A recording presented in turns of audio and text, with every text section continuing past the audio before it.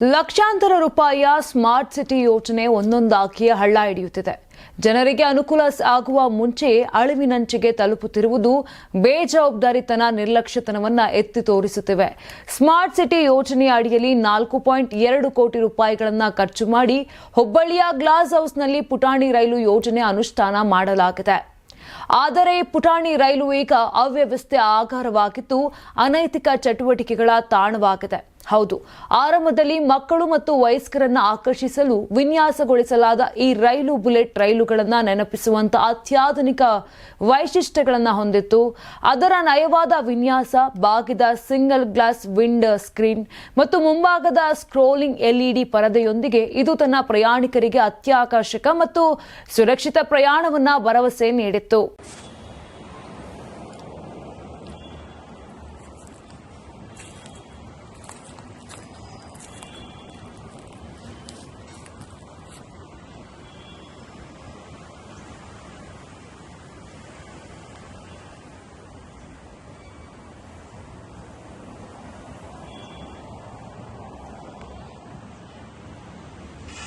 ಆದರೆ ಇಂದು ಪುಟಾಣಿ ರೈಲಿನ ಅವ್ಯವಸ್ಥೆ ನೋಡಿದ್ರೆ ಈಗ 4 ಕೋಟಿ ಹಣವನ್ನ ಪೋಲು ಮಾಡಿ ಕಳಪೆಯಿಂದ ಕೂಡಿರುವುದು ಸ್ಪಷ್ಟವಾಗಿ ಗೋಚರವಾಗುತ್ತಿದೆ. ತೆರೆದ ಬಾಗಿಲುಗಳು, ಹಾನಿಗೊಳಗಾದ ಪ್ರದರ್ಶನಗಳು ಮತ್ತು ಖಾಲಿ ನೀರಿನ ಬಾಟಲಿಗಳು, ಆಸನಗಳ ಮೇಲೆ ದೊಡ್ಡ ಧೂಳು ಮತ್ತು ಸಿಗರೇಟ್ ತುಂಡುಗಳಿಂದ ಕೂಡಿದ ಒಳಭಾಗಗಳು ಕಠೋರ ಚಿತ್ರವನ್ನ ಚಿತ್ರಿಸುತ್ತವೆ. ವೈರಿಂಗ್ ಅನ್ನು ತೆಗೆದುಹಾಕಲಾಗಿದೆ. ರೈಲಿನ ಒಟ್ಟಾರೆ ಸ್ಥಿತಿ ಶೋಚನೀಯವಾಗಿದೆ. ಸಾರ್ವಜನಿಕರಿಂದ ಬಂದ ದೂರುಗಳಿಂದ ನಮ್ಮ ಕರ್ನಾಟಕ ಟಿವಿ ಫ್ಯಾಕ್ಟ್ ಚೆಕ್ ಮಾಡಿದೆ. ಆ ವೇಳೆ ಪುಟಾಣಿ ರೈಲಿನ ಅವ್ಯವಸ್ಥೆ ಬಯಲಿಗೆ ಬಂದಿದೆ.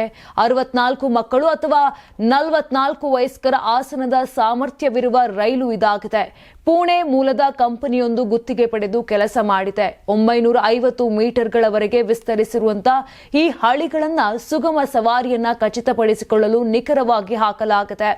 2 ಎಂಜಿನ್ಗಳಿಂದ ನಡೆಸಲ್ಪಡುವ 4 ಬೋಗಿಗಳಲ್ಲಿ ಪ್ರತಿಯೊಂದು 16 ಪ್ರಯಾಣಿಕರನ್ನ ಆರಾಮವಾಗಿ ಕೂರಿಸಲು ಸಜ್ಜುಗೊಳಿಸಲಾಗಿದೆ.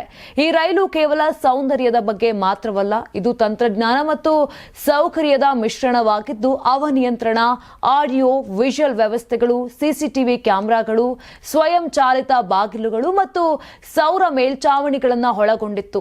ಆದ್ರೀಗ 4.2 ಕೋಟಿಗಳ ಪುಟಾಣಿ ರೈಲು ಸಂಪೂರ್ಣ ಹಾಳಾಗಿದೆ.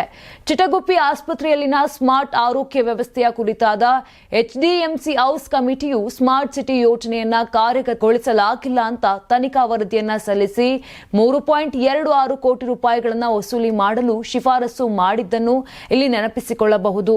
ಈಗ MG ಪಾರ್ಕ್ನಲ್ಲಿ ಆಟಿಕೆ ರೈಲಿನ ಸರದಿಯಾಗಿದ್ದು ಆರಂಭದಲ್ಲಿ ಅಂತ್ಯ ಕಂಡಂತ ಈ ಪುಟಾಣಿ ರೈಲು ಯೋಜನೆ ಬಗ್ಗೆ ಸೂಕ್ತ ಕ್ರಮಗಳನ್ನು ಜರುಗಿಸುವ ಕಾರ್ಯ ಮಾಡಬೇಕಿದೆ. ಇನ್ನು ಸಂಗಮೇಶ್ ಸತ್ತಿಗೇರಿ, ಕರ್ನಾಟಕ ಟಿವಿ, ಹುಬ್ಬಳ್ಳಿ.